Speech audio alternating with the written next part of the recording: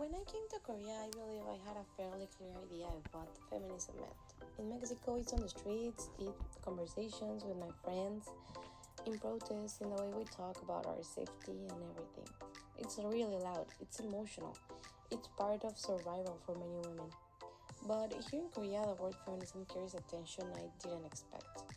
It's not just a topic of discussion, it feels charged, risky, not because the issues aren't real, but because the response is so strong. That made me stop and ask, do we all mean the same thing when we say feminism? Or have I only understood the version I grew up with? Today I want to explore that question, one I don't yet have the answer to. In Mexico, feminism is almost part of everyday life. We are used to being loud, to being visible, being the threat is tangible. We see it in the statistics, in our neighborhoods, in our family stories. To be quiet sometimes doesn't feel like an option. In Korea, I'm discovering that the issues are very real too. Pressure to look a certain way, inequality at work, harassment, online or even in public. But the difference is in how the conversation looks. The moment you say you're a feminist, it's like a switch flips. You become controversial. The word itself almost isolates you. And what struck me the most is how sharply the younger generation is divided here. I see women pushing for change, yes, but I also see young men who feel threatened by even the idea of feminism. That tension creates this space where both sides feel unheard and worried. So when I compare Mexico and Korea, I'm not just comparing two places.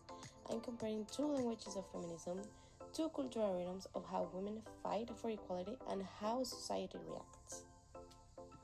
One thing that changed how I understood all this was recognizing how deeply Confucianism values still shape Korean society. Thinking like men above, women below is not a dusty relic. It was once the structure for family roles, education, even what a proper woman was supposed to be. That legacy doesn't disappear overnight. In Mexico, we have machismo, yes, but we don't have a long philosophical system that continues to influence behavior and expectation like this. Here, modernization in technology, in economy, in appearance has been rapid, but cultural habits, they move differently. They linger.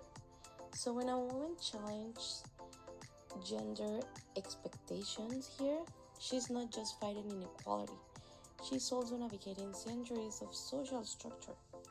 That adds a layer of complexity to feminism in Korea that I didn't see when I only thought in Mexican terms. What really surprised me is the intensity and breadth of the feminist movement in Mexico. It has become in many ways a revolt. Not just organized marches, not just petitions, but bold acts. Women reclaiming public spaces, occupying buildings, script changing the conversation. For example, there was a moment when feminists entered Mexico City's National Human Rights Commission building, removed portraits of men in power and transformed it into an impromptu refugee for survivors of gender violence. And on March 8th, that is the International Women's Day, the streets don't just host a march, they become a sea of people. Thousands upon thousands, women, trans, non-binary, each one with a voice.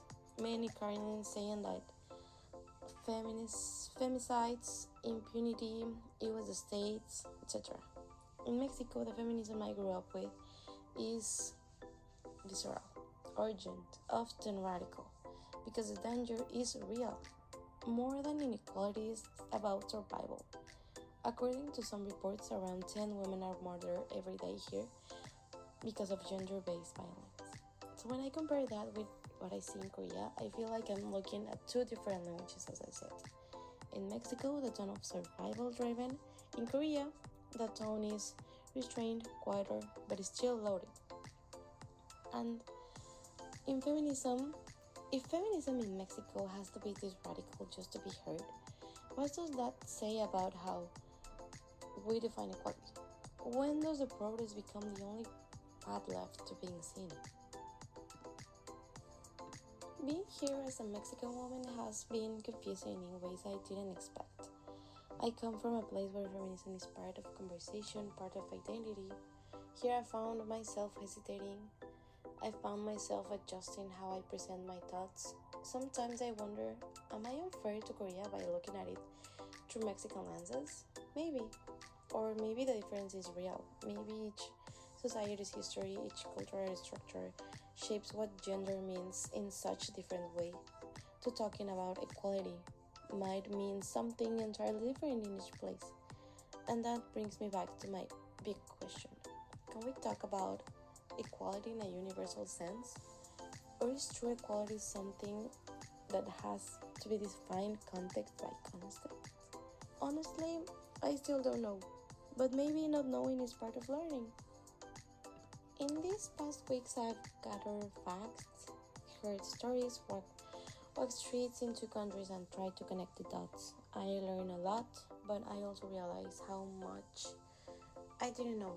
And I'm okay with that. Because being here in Korea, seeing feminism in Mexico, feeling the tension between them, it made me realize that feminism is more complex than I ever thought. It's uncomfortable, it's human, and it's still unfolding. So, thank you for listening.